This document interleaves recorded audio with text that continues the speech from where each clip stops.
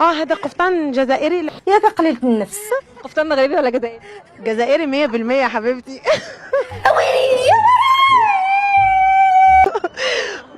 والله احنا بنحاول نروج اللباس التقليدي الجزائري. في كل المدن الجزائرية كان يصنع هذا الطربوش. ماذا؟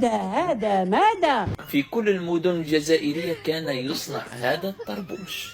واش ماشي واش عندها شي معنى من غير في كل المدن الجزائرية كان يصنع هذا الطربوش. شنو هي؟ عاودي. في كل المدن الجزائرية كان يصنع هذا الطربوش.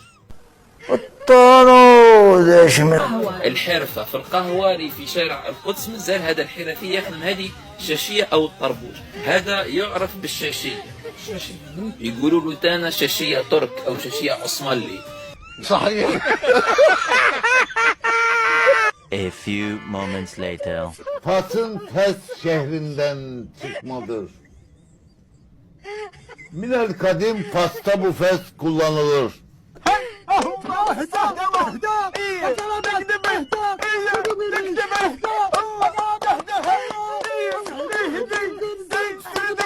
اصطلح عليه وهو الطربوش أيضا كما يعرف. الشاشية هذه يقدم كل المدن الجزائرية. ياك السي العالي. شاف الأسواق كل تاع الجزائر كان فيها ورشات لصناعة هذا الطربوش.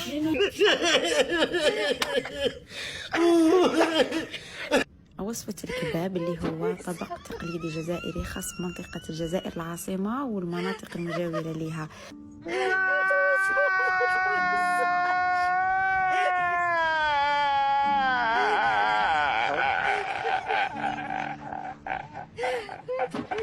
في كل المدن الجزائرية كان يصنع هذا الطربوش. انا هاد الشخص نمشي نقولوا للبوليس. يعني احنا حكينا عليه، يعني تاريخه معروف انه القفطان يعني Koftan Cezayir'i. ياكس. يا ليتني كنت ترابا. الله يجازيكم بخير، قديتوا على هذا الشيء باش تبنوا لهم سبيطار وخلوا لهم بويا عمر، خلوا لهم محلول. الا ما قديتوش هذا